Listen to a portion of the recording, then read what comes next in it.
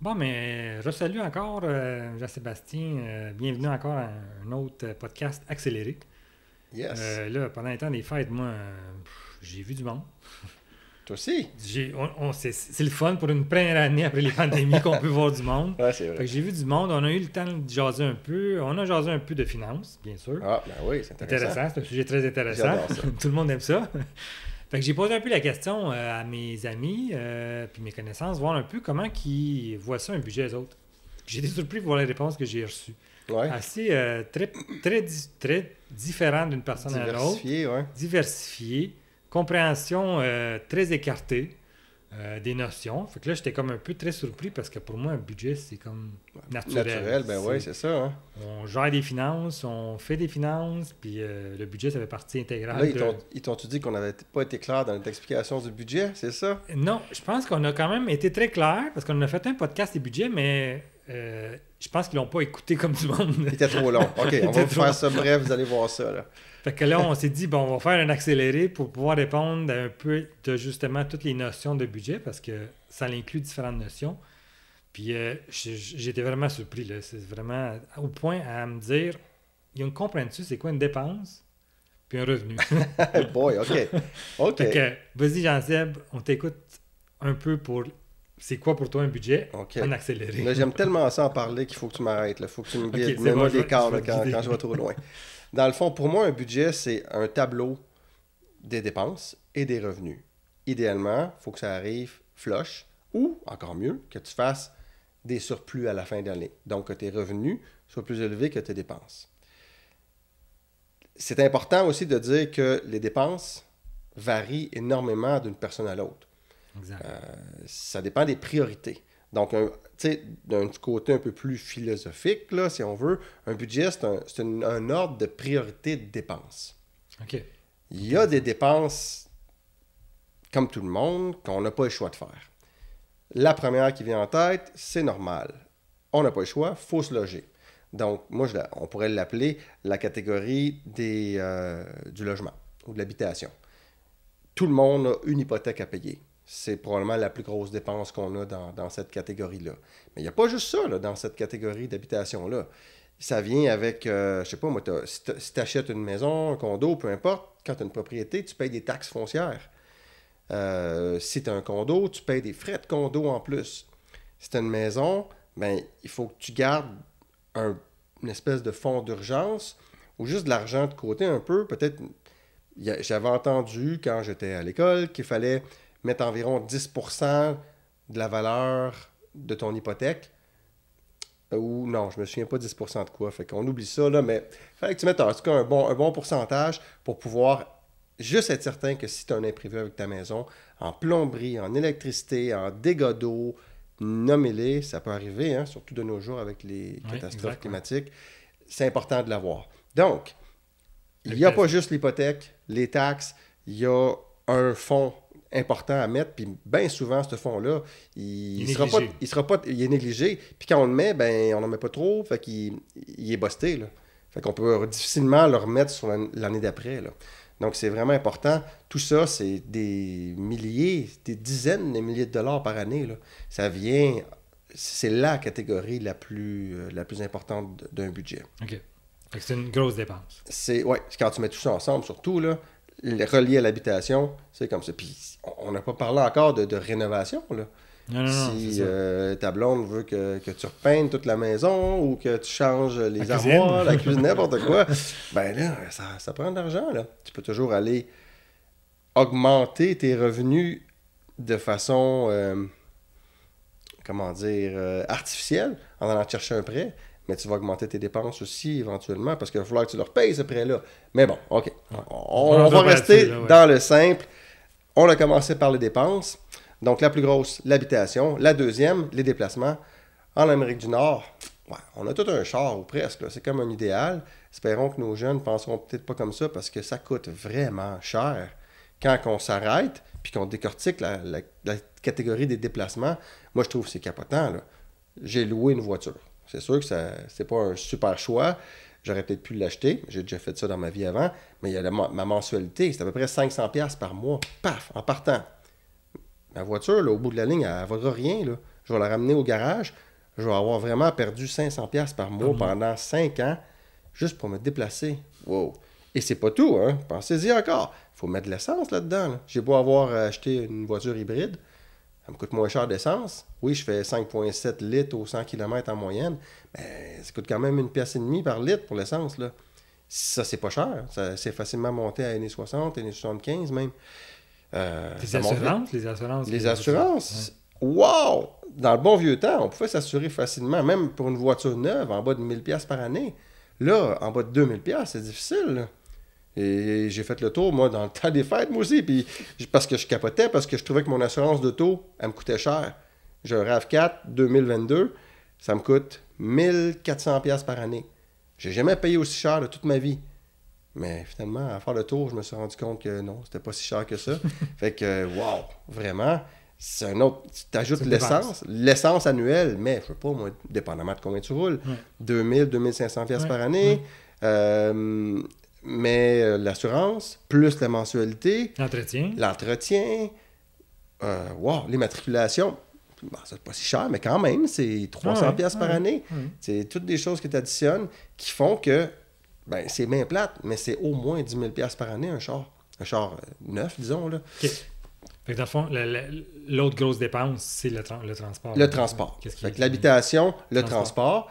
C'est sûr que si tu fais un choix, on parlait d'ordre de priorité, là, mais si tu restes à Montréal ou pas loin d'une zone de métro ou de train, ben, tu dis, OK, moi, un char, je vais me garder un budget des locations de voitures, là, comment on appelle ça, là, toutes les entreprises qui existent, là, soit, ils me viennent pas en tête. Hertz.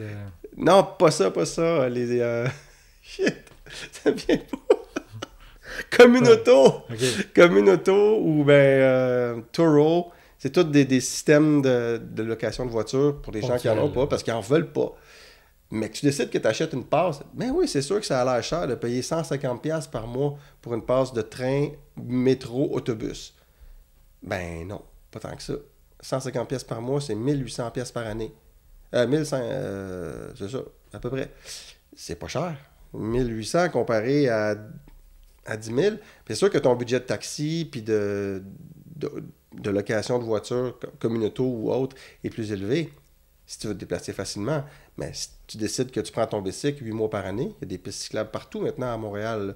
Fait que peut-être que c'est une occasion de rêver, de diminuer ces dépenses-là. Bref, il y a moyen de faire de quoi, mais c'est quand même cher se déplacer. Vraiment plus cher qu'avant. Ça, c'est certain. Fait qu'il y a beaucoup de dépenses reliées, dans le fond, à l'automobile. Fait qu'il faut les calculer ou il faut les énumérer. Parce que c'est ça, les énumérer, puis quand on les énumère, la constatation est claire. Ça coûte vraiment cher. Une maison, au moins, tu mets de l'argent dedans, elle prend de la valeur ou on n'en perd pas. Même dans la pandémie, là, il y a peut-être certains immeubles qui ont perdu un peu, mais c'est juste un petit bas, là, ça remonte tout le temps. Une voiture, ben, c'est de l'argent, à mon avis, qui est vraiment perdu. C'est une dépense directe. Là. C'est pas un investissement du tout. Là. C'est juste que ça simplifie la vie, puis on se déplace en auto, puis on est bien content. Ça va plus vite. Bon, tant mieux. OK. Là, mettons une troisième, parce que là, il y en a d'autres, j'imagine. Oui, fait qu'on on se loge, on se déplace, on mange. OK, l'alimentation. Là, c'est sûr que ça va varier si tu vas souvent au restaurant, si tu cuisines plus chez toi, l'épicerie, dépendamment du type d'épicerie, si tu as des enfants, bon, tous les cas sont là, mais pour une personne seule qui va au restaurant de temps en temps, même si c'est des fast-foods qui coûtent le moins cher possible, il n'y en a plus des restaurants pas chers. Depuis de nos jours, là, c'est fini. Là.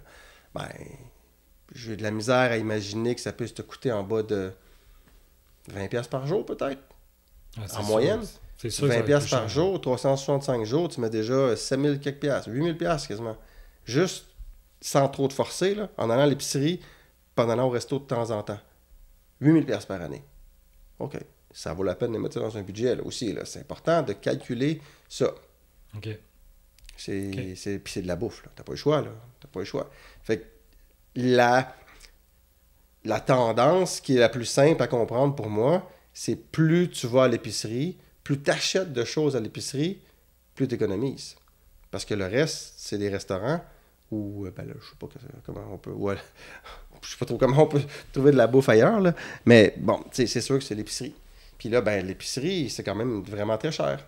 comme c'est l'inflation la plus élevée depuis 2 ans, la nourriture. Donc, il faut se trouver des alternatives. Moi, ce que j'ai fait chez moi, je reste dans un petit condo, je le dis souvent.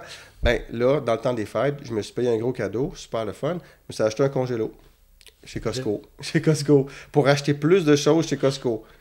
Bon, peut-être qu'il y en a qui vont dire que je me fais avoir, mais non, finalement, là, selon le calcul, je l'ai rempli. Ça m'a coûté 300$ de cossins qui sont gelés, mais sont là. J'ai poulet, bœuf haché, d'autres sortes de viande, puis plein d'autres trucs. Puis ils sont là. Puis c'est ce qui coûte le moins cher. Donc je pense qu'avec ça, je vais diminuer ma facture annuelle de bouffe. OK. Fait que l'alimentation, dans le fond, c'est une autre grosse dépense. Une autre grosse dépense, oui. Puis il faut le regarder dans son ensemble toujours. Exactement, oui. OK, c'est bon. Puis les autres, ça varie selon les gens, mais il faut s'habiller. Il faut s'habiller. Moi puis toi, on a fait le choix de s'habiller chez Costco. Qu'est-ce que tu veux? On a l'air de ça, mais bon, c'est quand même une façon d'économiser. Tu peux aller chez Simons ou dans plein de super boutiques. Boutique à mode, là. Mais payer vraiment très cher. Puis comptez-le. Combien de factures annuelles vous avez en vêtements? Si vous allez dans des boutiques fashion puis vous achetez beaucoup de vêtements, c'est des milliers par année, là. Est-ce que vous pouvez vraiment vous payer ça? C'est super important, là. Sinon, excusez, j'ai besoin de mes lunettes, là. À part les vêtements... Le divertissement. Oui, évidemment. Divertissement qui passe souvent par technologie aussi de nos jours, là. On met là-dedans Netflix, ou si tu veux un forfait Elix à la télé, cellulaire, Internet, évidemment, Internet, blablabla. Tu peux mettre ça dans l'habitation, dans le divertissement, c'est comme tu veux, mais ça reste une dépense qu'il faut vérifier, là. C'est important de la mettre dans un fichier Excel ou sur une feuille pour que tu réalises combien tu dépenses à chaque mois là-dedans. Okay. Puis un jour, si tu te rends compte que tu n'as pas ouvert ton Netflix depuis 4 mois, peut-être que tu peux te dire, bon, le 12$ par mois, je pourrais le sauver puis le mettre ailleurs. Peut-être que vous pouvez renégocier votre forfait cellulaire. Bon, on avait parlé dans votre podcast. Plein de choses comme ça, là. Fait que si tu mets tout ça ensemble, pour se garder aussi un peu d'argent de côté pour l'impôt, quand on fait un rapport d'impôt, ça se peut qu'on en paye à la fin de l'année. Fait que tout ça, c'est encore une catégorie qui finit par être des 10$, 100$, puis tu te retrouves avec des 4, 5, 6 000 facilement, là. OK, fait que dans le fond, la première étape, c'est vraiment identifier toutes les dépenses. Toutes les dépenses, Toutes les dépenses, peu importe le domaine des dépenses qu'on fait, c'est tout énumérer les dépenses pour savoir où est-ce que notre argent va. Oui.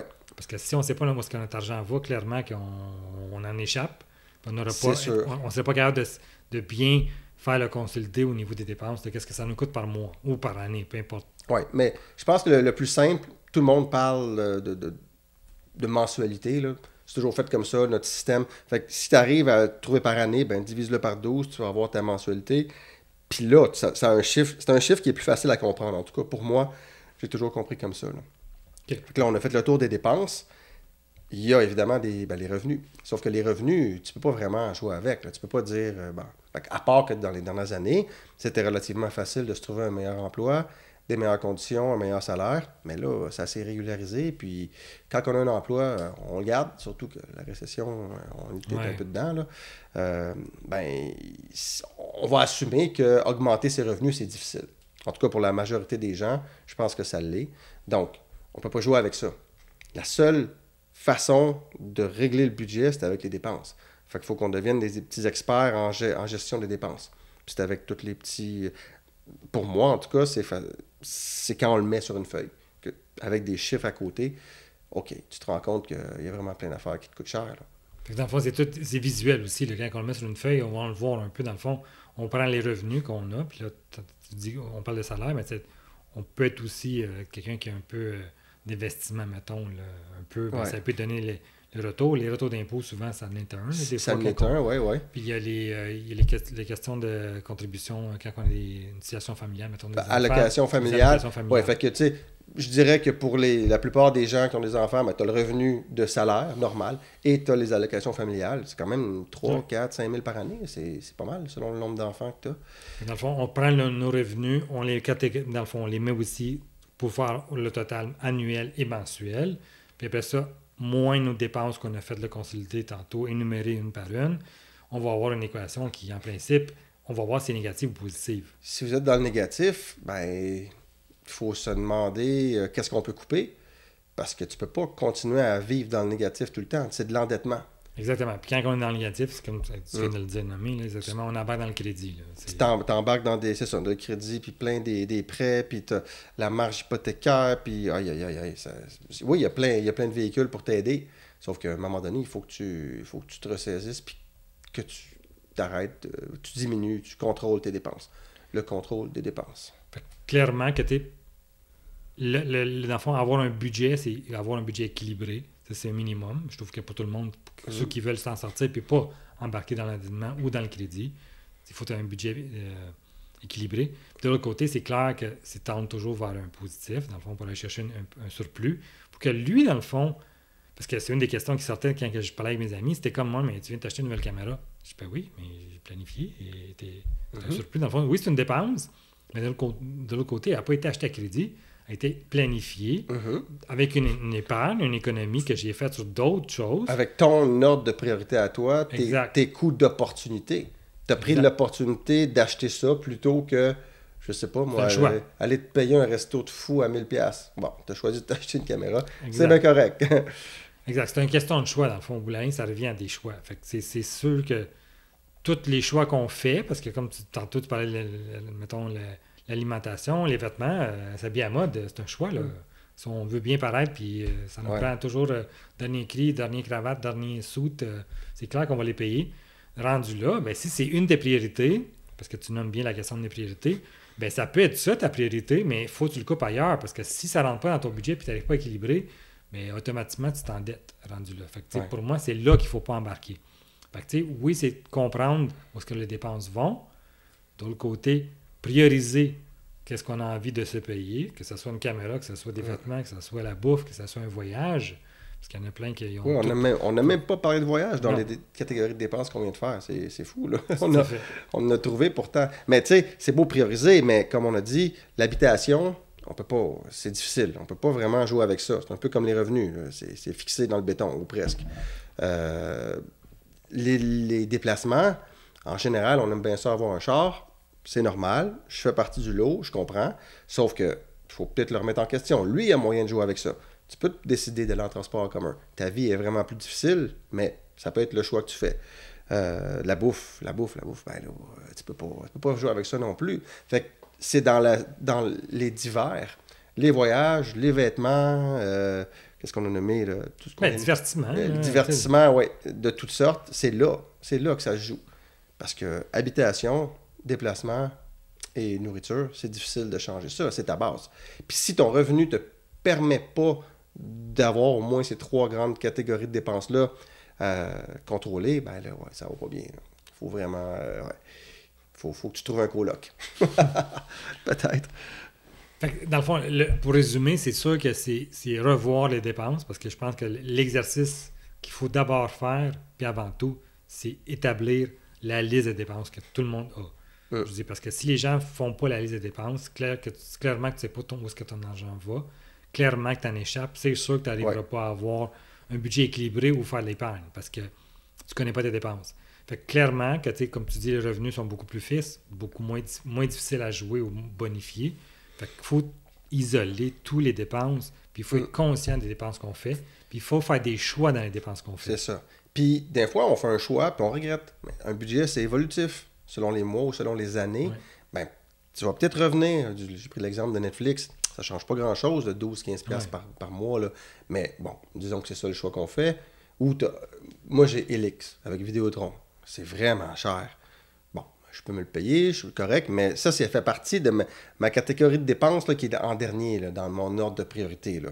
Disons que ce serait priorité 4. Là. Si j'ai plus d'argent, si je perds ma job ou j'ai un changement, c'est sûr que ça débarque. C'est sûr, OK? Je vais tomber avec Netflix, puis, je sais pas moi, un autre, Prime, c'est tout. Je vais vivre avec ça, puis je pense pas que je vais être si malheureux, là. Fait que je pense que c'est important de faire cet exercice-là. Fait qu'une fois que tu prends tous tes revenus, sur lesquels c'est difficile de jouer, toutes les dépenses aussi qui sont fixes, on renomme habitation, déplacement, puis alimentation.